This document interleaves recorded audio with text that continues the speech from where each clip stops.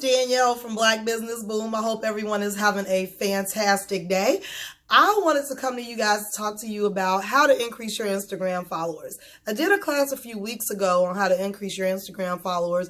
Once I hit 25,000 followers in 7 months, I thought it would be a good idea for me to share some of this information with some of my followers. So I launched the class a few weeks ago and everyone really enjoyed it. So I really wanted to share this information with even more people. So I am going to give you all the top 3 things that I did to increase my Instagram followers in 7 months. So the first thing I did was I got a manager. So I got a social media manager, someone who does this for a living, who helped me with understanding, what my page should look like, what my followers may want to hear.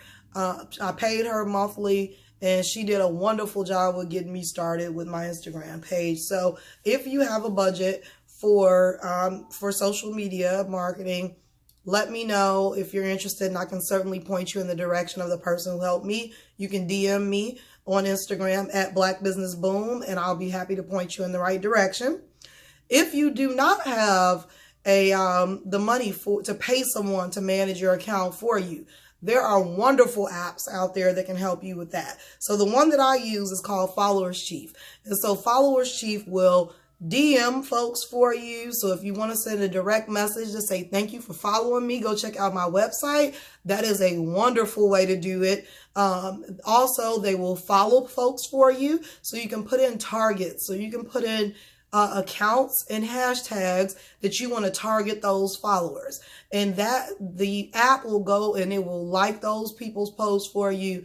It'll comment for you. So I know you all have seen some of those irritating comments where it's not valid at all and it looks crazy, and that's probably because it's a automated service that's doing that. Where you're like posting something and then there's a comment that's totally unrelated. That's probably an app that's posting for someone. So be careful when you're using those apps and try to make the captions or the comments that will actually post something that will be valid for pretty much any picture. So look into that. Like I said, Followers Chief, it'll DM folks, it'll like folks, it'll follow folks, it'll unfollow folks for you. And it's a wonderful way to engage with your audience, even if you're working and unable to be on Instagram. So check that out. Another thing I wanted to tell you all about is looking at your competition. So again, even if you're using a social media manager or you're using one of the apps, they're going to ask you, who are your competitors? Whose page do you, whose page do you think your followers are following right now? Those are the folks you want to be looking at constantly. You want to be following them. You want to be engaging with the folks that are commenting on their posts. You want to be reposting their stuff, or at least looking at their pictures, what props they're using, what angles they're using, seeing exactly what folks that could be your followers, what they are looking at and what they like to see. Look at your competitors, check them out, and do some testing. So, you can post all day if you want to, but you can post as much as you want to, but do some testing to see what people are responding to. Pay attention to your insights and see what time folks are engaging with you. Where are the people who are engaging with you? You can shout out people in a certain place.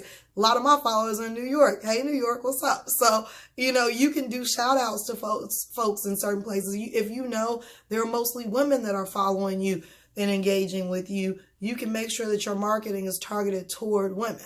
So there are a lot of things you can do by looking at those Instagram insights. And then again, by looking at your competitors, checking out your competitors and emulating what they do. And then the last thing that I will tell you is less sales for me has increased my engagement.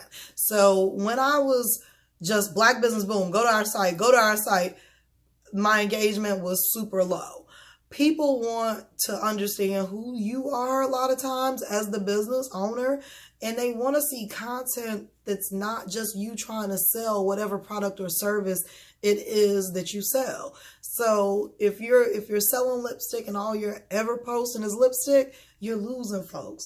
folks are scrolling right past that. I'm sure you do it yourself. I do. So, find ways to engage with your audience outside of just selling them something. Of course, for all of us, the end game is sales. The end game is revenue, but find ways to get them engaged with your page and becoming, super engaged every day with what you're doing and what you have to say and what you're posting, and thinking that what you're posting is beautiful and looks good, and then eventually those sales will come, and a lot of times they'll come faster than you think. So make sure that you're not always trying to sell your audience, because they will start to just their eyes gloss over when they see your stuff, and they're not really gonna go to your page to see what else you have going on.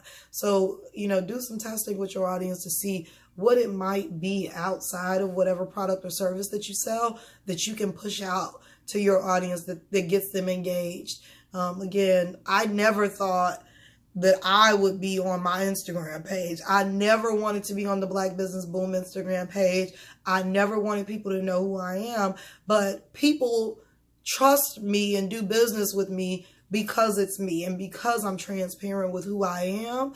And so that's worked for me. That might not be a great strategy for everyone, but I will say with social media these days, a lot of people, they want to know who you are as the business owner. And I think you also have to find that balance.